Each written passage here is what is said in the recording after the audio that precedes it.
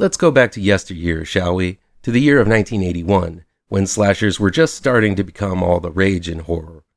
This was an exciting time for the genre, as the iconic slashers were released, but creative filmmakers took it upon themselves to experiment around with the template established in Halloween. One such horror film was Final Exam.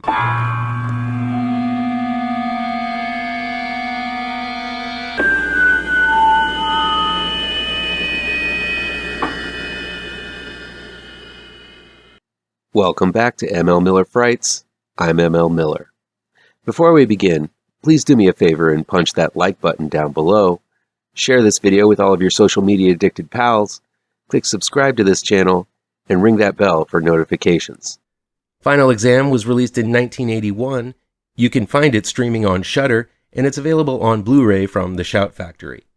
It's directed and written by Jimmy Huston. Who is killing kids on campus?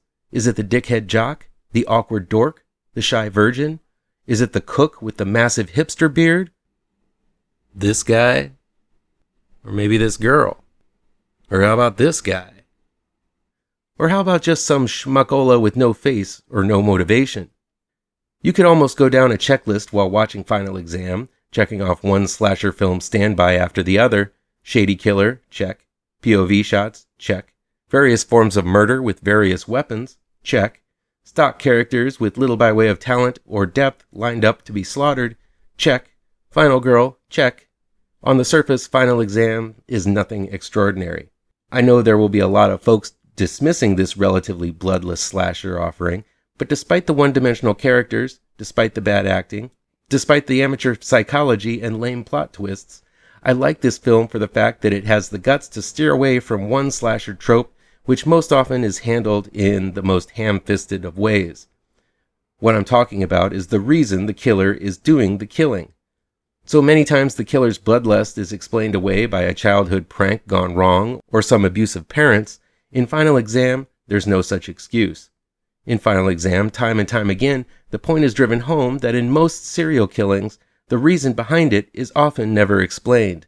The theme of the film is best explained by its serial killer expert geek character named Radish, who touts amateur philosophy like senseless murders happen all the time, after a vanload of frat boys show up and perform a mock on-campus terrorist attack with machine guns and everything. A sign of the times, this brazen daylight prank would cause multiple arrests and federal investigation now, but only warrants a visit from one hick sheriff here and a slap on the wrist. The killer in this film has no motivation. He just shows up and starts killing. Those who like everything explained will find it infuriating, but I like the ambiguity to this killer who we never know. Even as he tracks the final girl through the dimly lit campus, there's no time wasted on exposition as to the killer's motivations.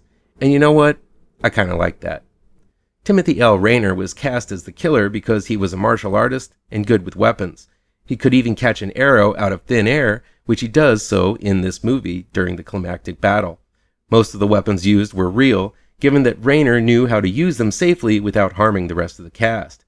Rayner was actually quite the hero on the set, as he saved one of the actors who was supposed to be killed on screen by having the wires of a weight machine wrapped around his neck.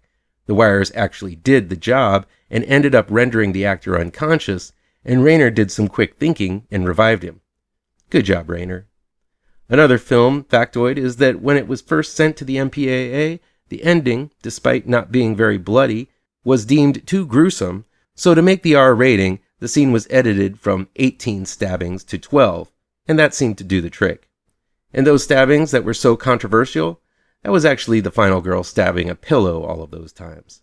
So yes, the acting was bad, the gore effects are next to nothing, the plot is paper thin, but the fact that Final Exam refuses to give us the answers makes this film a little more intriguing than your typical slasher film. Have you seen Final Exam? Let me know where you were when you saw that film first, and if you've revisited it and changed your mind since then.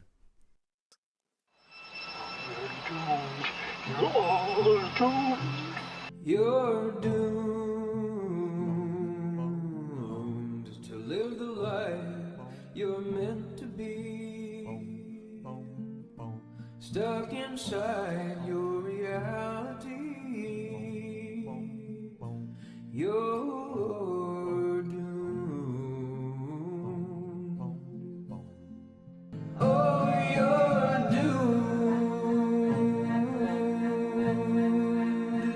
You're